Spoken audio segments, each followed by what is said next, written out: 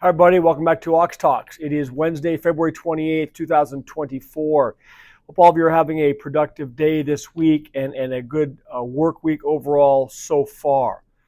Lots going on. I want to thank you for watching this channel, subscribing. Please, if you're not subscribed, subscribe to the channel. All of you, please keep hitting the thumbs up button on these videos. I really appreciate that. It wakes up these algorithms and keep sharing the videos with your family, your friends, loved ones, plaster this stuff all over social media. Things are moving at a rapid pace. A story that obviously I can't ignore today is the big run-up in the price of some of the crypto, or most of the cryptocurrencies. I didn't check all of the indexes, but this morning, Bitcoin, Ethereum, XRP, we're all doing real well. Obviously, Bitcoin was a standout performer. And here's what happened. This morning, I saw it running up darn near close to about $64,000. I think it did touch that or get a bit beyond it. And then over the course of about 2 or 3 hours, it pulled back down close to near $60,000. So it was a pretty precipitous adjustment drop. Maybe that was people taking profits, whatever it was. This is a very volatile asset. And I recall what was happening back several years ago when people were mortgaging their houses. They were taking out home equity lines of credit. They were drawing down on credit cards. They were taking out personal loans to pile into Bitcoin and cryptocurrency. And a lot of them did that at the top when it was $67 or some odd $1,000, $68,000. I don't know the exact number. Forgive me. And then it pulled back to where. I mean, below $20,000. So, if you had bought in and leveraged in debt to purchase this stuff, you were very, very unhappy. And what most people do is they panic. And as it's going down, they wait. They say, wait, it's going to bounce back. It doesn't bounce back. Keeps dropping. And all of a sudden, it's at $20,000. You own it at $60,000 or $65,000, and you're having to service a credit card payment or a home equity line of credit payment or a personal loan payment that you took out thinking, well, when it goes to $100,000, I'll just pay off the debt and I'll still make a bunch of money. Doesn't always work out that way. So who knows what's going to happen this time, the run up, if it's real or not. Today, the pullback, if you bought when it hit $64,000, again, if you went and loaded up and it dropped to 60, I know it's recovered some this afternoon. It's back up to 62,000, 60, something like that I saw. But just be careful with this stuff. It's that way with any asset. I mean, it's not financial advice, but look, from my perspective, it's not wise to go out and load up on any asset when you have to go borrow money to do it. Now, sometimes does it work out in hindsight? Do people get lucky? Yes, but by and large, it can backfire. Another thing that happened today was once there was all this volatility in the crypto market, there was a flood of trades coming in and going out of the exchanges, the crypto exchanges. And what happened was Coinbase had some problems. And what was happening is, it says, this came out on Zero Hedge earlier, it says Coinbase was quick to reassure. It says, quote, "We are aware that some users may see a zero balance across their Coinbase accounts and may experience errors in buying or selling. Our team is investigating this issue and will provide an update shortly. Your assets are safe," it says. So you're always told everything is fine, your assets are safe. But if you were trying to conduct a buy or a sell in certain cryptocurrencies today through your Coinbase account, a lot of people were unable to do that, and it was showing their accounts were at zero. I haven't seen any update if it was rectified or not. But again, it's another reason why, you talk about with gold and silver, if you don't hold it, you don't own it. And it's the same thing. Having gold and silver in an ETF on an exchange is the same thing. It's a digit on a screen. If there is a flood to the exits or there's a massive amount of buying or selling, these exchanges, you will not be able to execute the trades. You have to have this stuff in your physical possession. With cryptocurrencies, I am by far from an expert, but I know that you have these wallets and you get these cryptos off the exchanges into hard wallets, so at least you control that asset. Again, explore it, investigate it. I'm sure all you crypto people here, I'm speaking at a very, very rudimentary level. I understand that. But the point remains the same. When it's in an exchange, when it's in the market, it is a digit on a screen. You don't have that share of stock in your hand, that share certificate. You don't have that ounce of gold. You don't have that ounce of silver. You don't have that Bitcoin or that Ethereum coin or the XRP do you think you own necessarily. So please take all precautions when you're investing in any asset. Today was a prime example dealing with the Bitcoin scenario and Coinbase. The next item I want to discuss is really the reason why I titled the video today. And I saw a blog last night, I think it was Instagram, of a guy who was discussing a law in New York. And it's referred to as Statute 2.1, I think it's, hold on a second, Statute 2.13.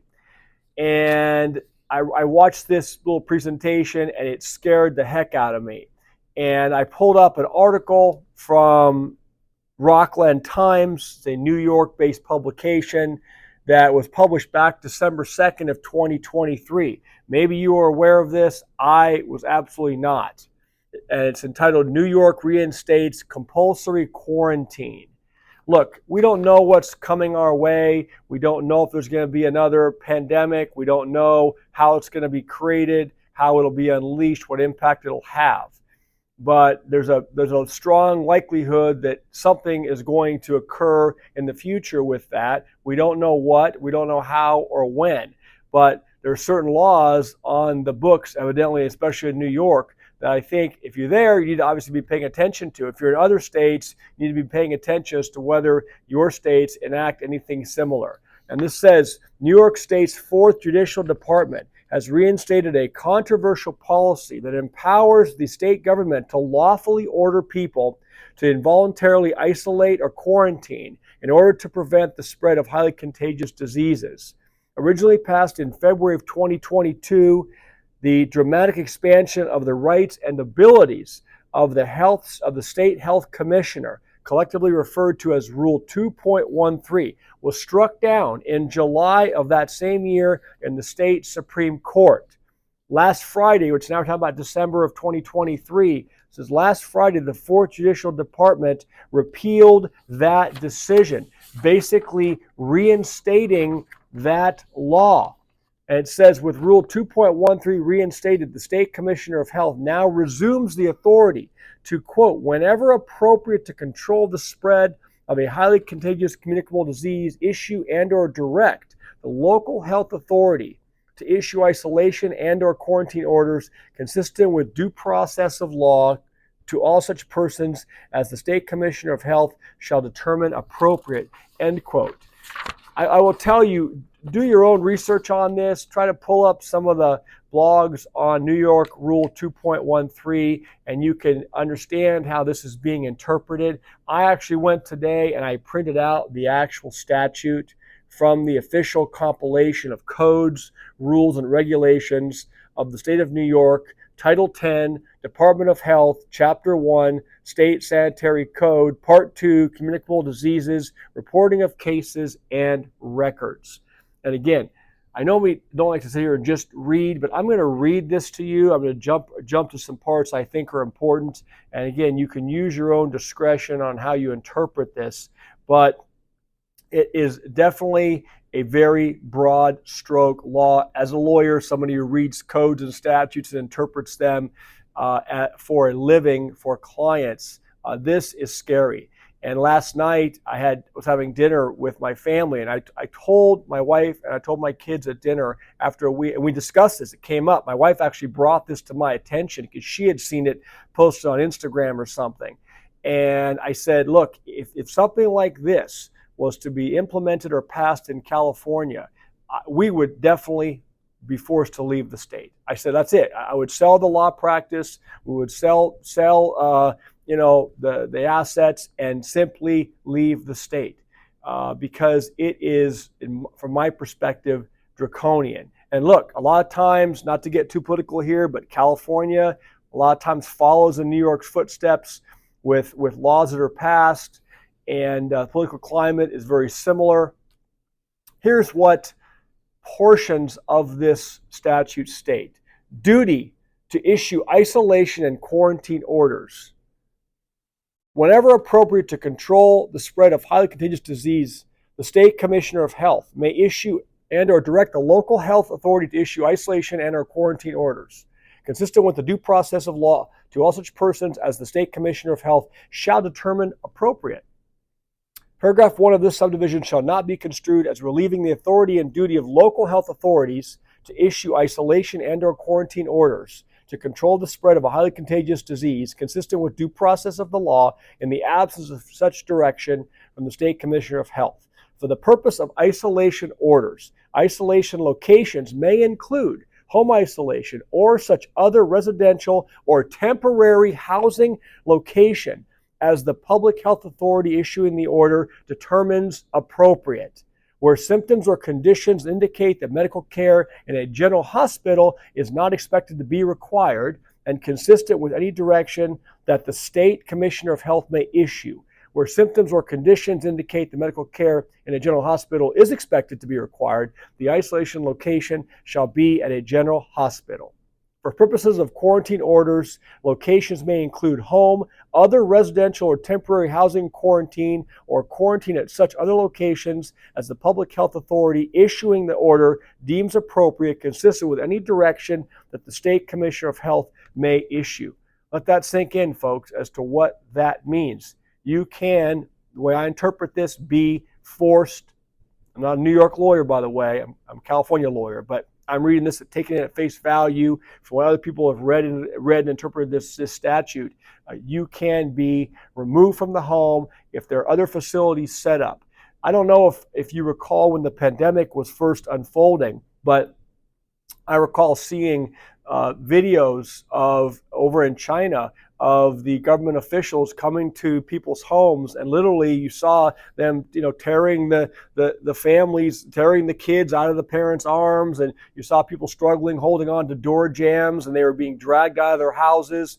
I'm telling you, you got to look at this and see if it means to you what I think it means. It says, any isolation or quarantine order shall specify the basis for the order, the location where the person shall remain in isolation or quarantine, unless travel is authorized by the state or local health authority, such as for medical care, the duration of the order, instructions for traveling to the isolation or quarantine location if appropriate. So that presumes that it wouldn't be at your home. I'm skipping down. If the location of isolation or quarantine is a multiple dwelling structure, that person shall remain in their specific dwelling and in no instance come within 6 feet of any other person, and consistent with any direction that the State Commissioner of Health may issue. Again, skipping through. Notification of the right to request that the public health authority issuing the order inform a reasonable number of persons of the conditions of the isolation or quarantine order. Presumably that refers to informing other members of your family or those around you as to the details. A statement that the person has the right to seek judicial review of the order. I suppose that would, of course, be from wherever you are being held. Whenever a person is subject to an isolation or quarantine order, the State Department of Health or local health authority or the local health authority at the State Department of Health direction shall, consistent with any direction issued by the State Commissioner of Health, and again, quoting through, whenever appropriate, coordinate, listen to this, with the local law enforcement to ensure that the person comply with the order. And any person, again, skipping through this, any person that violates the public health order shall be subject to all civil and criminal penalties as provided for by law. For purposes of civil penalties, each day that the order is violated shall constitute a separate violation of this part. There's more stated in the statute, but it is enforceable through police power, meaning the health authorities can have the police come and enforce these quarantine orders in the state of New York. And that includes them in their discretion, from the way I interpret it, setting up other facilities that have multiple dwelling units in them or single dwelling units that are not your house, not your property. So I hope that is enlightening. I hope that it should scare all of you. If you live in New York, I don't know what to tell you. I live in a state where the rules tend to follow, and I'm going to keep close watch on this. I immediately texted several friends of mine and asked if they had read up on this. Some had, and we were all in agreement. Business owners here in this state, successful people, we're all in agreement. If anything like that would be put on the books in California, it would be game over. It'd be basically packing up and leaving. So speaking of packing up and leaving, I'll be packing up here in a little bit to go get my workout in. Please get your walking in, get your steps in today and every day if possible. Take the time just to walk wherever you're at, in your office, outside your house, around your neighborhood, around your office building, obviously weather permitting and your physical limitations, taking into consideration any physical limitations you have. Again, I'm not a doctor or a dietitian, I'm just saying, look, this is what I do. We have to keep moving, people. We cannot be sedentary. So many bad things happen to the health of our heart, to the health of our organs when we do not move. Strength training is super important, and most important is the diet. What you eat every day, the type of food you take in, the number of calories you take in, the level of sugars you take in and ingest is so crucial to you understanding, and all those things are bad. You don't want to be doing that from my perspective.